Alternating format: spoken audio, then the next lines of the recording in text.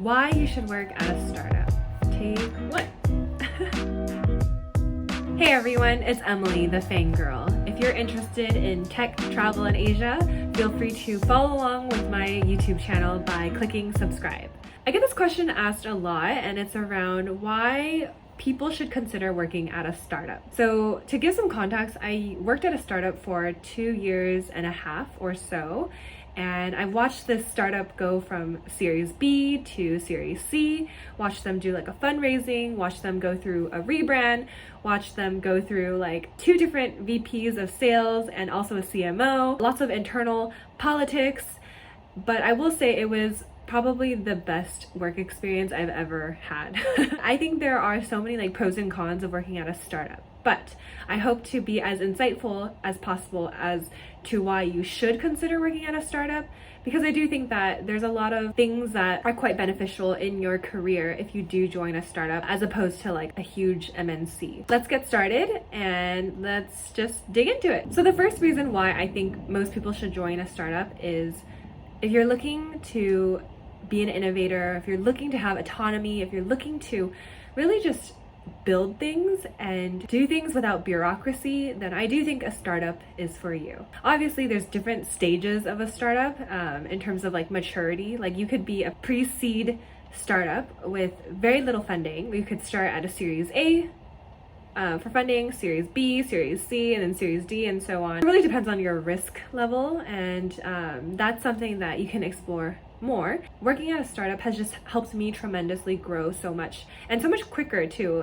within my career and professional life. At a startup, you have the autonomy to really just build as much as possible and to be at the forefront of setting the foundation of what the startup will look like, what its mission is, what its values are. Sometimes you're tasked with building out a specific team or a specific product or a product feature, things like that. I do think that working at a startup makes you grow up so much faster as a professional, because oftentimes you are very, very limited when it comes to resources.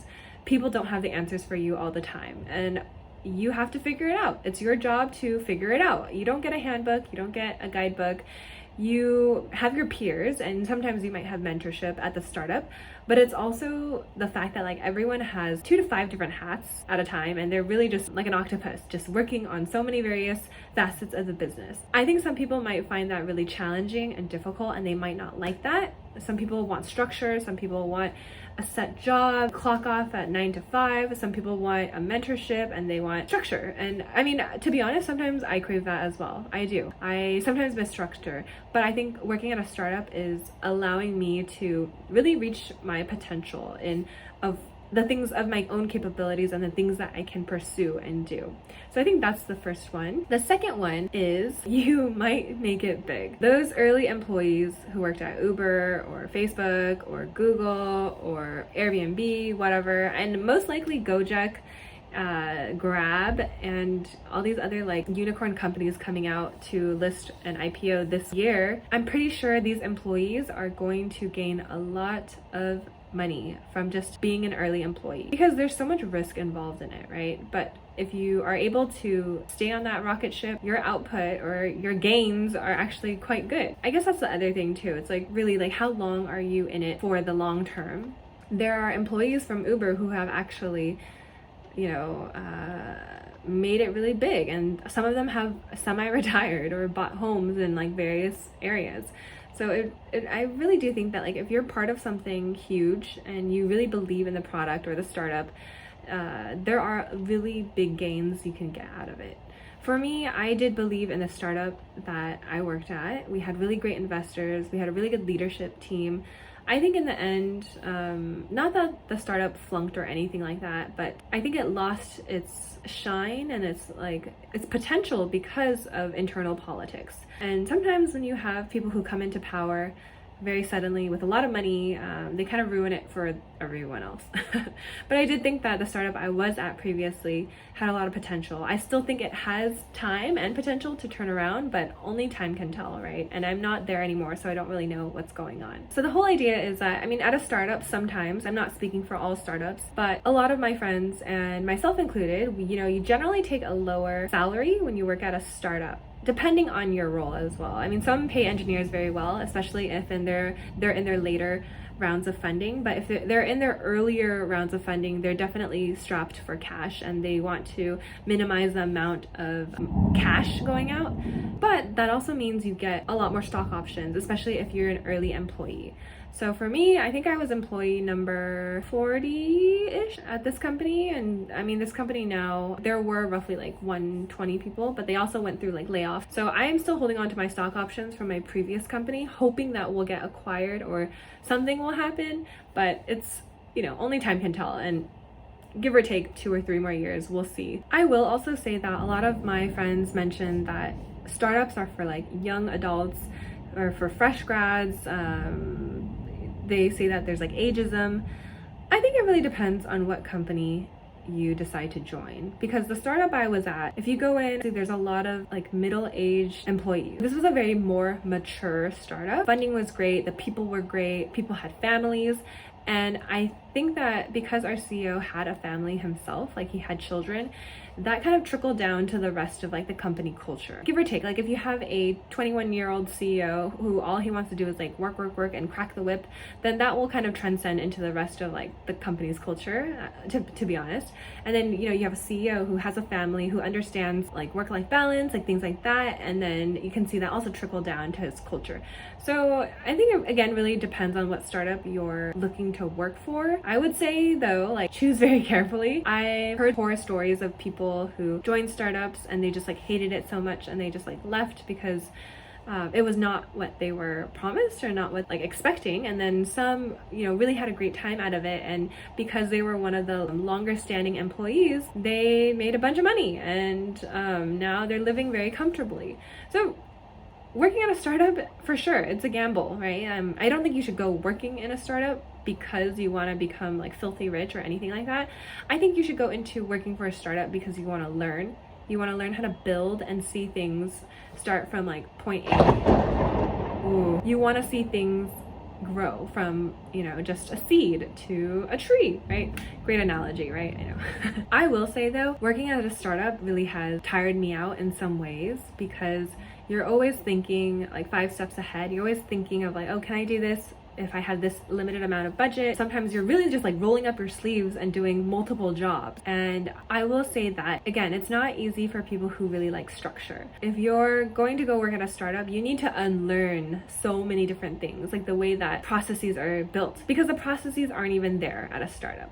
I remember when I first joined the first startup ever, I came in, my boss gave me a piece of paper and it was like name, login, email, and then it was like, you know, work on this document. And it was like the most like shittiest onboarding experience I've ever experienced, right? Because previously, before that, like at Google, we had like our team lunch, and then I got to meet everyone from the team, and it was just very like warm and fuzzy. And then I, you know, came to the startup and he just gave me a piece of paper and he was like, here you go. And that was just like, oh my God, that first week I just wanted to cry and quit, because I was like, I don't want to be here anymore. But I really stuck it out, and I got to meet people at the company and build relationships with them. And I ended up staying there for like 2.5 years. So there were a lot of great memories that came from working at that startup. But I mentioned it to my boss and he told me, he was like, well, you know, there was no onboarding process because he was just so busy. Like he had to build a team of like 10 and I was like the second hire. So he was just in and out of meetings all day. He didn't have the headspace to think about me as someone being onboarded. So I thought that was really funny. Some of my closest friends are still from that startup that I was at, just because we've gone through like these like ups and downs that no one else has experienced. And every time I look back, I just am very fond of my whole experience there. Do I want to do another startup, or do I want to create a startup, or do I want to join a startup? That's hard. I think I would want to take a sabbatical and just kind of rest for a little bit, and then maybe join a startup with a lot of potential. And I definitely think about the idea of being a little bit more pickier, because, you know, I'm not a fresh grad anymore. I have options. I have options to go into different industries, options to look at different startups, work at a bigger company, or just take my time, right? So I do want to go back into a startup, maybe when it's like series B or C or D. I don't want to go work for a startup in series A. That's just too like early for me, but we'll see. we'll see. I'm open to the idea of like doing consulting projects for startups because I love working with entrepreneurs. I used to think I wanted to do my own startup or build my own business somehow. I just don't know what though. That's the thing. I feel like I have all these like great ideas for other people, but personally myself, I don't know what to do.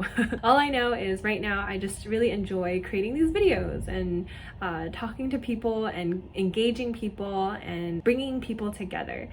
So I will continue doing that for now. I will say though, being in Singapore has really opened my mind to like all the potential opportunities that I can do and be a part of, because my work naturally just allows me to meet all these entrepreneurs in Singapore. And it's fascinating because a lot of them, a handful of them are Singaporean, and there's still kind of this like hesitancy for them to give up a full-time job to become an entrepreneur. Like one of my friends said that like her husband was an entrepreneur, but her parents don't even recognize it as a job because they're like, oh, it's just, oh, he's an entrepreneur, like tell him to get a real job.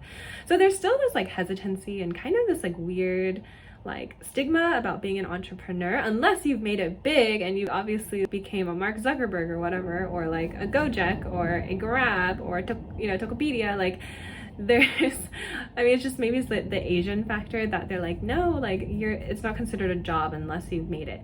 So I will say that a lot of Singaporeans, they go into things that are a lot more stable, like banking and maybe like those government jobs. I mean, they are stable and they're very good jobs. Being an entrepreneur is really scary. Like sometimes you don't know when the floor will just like drop underneath you.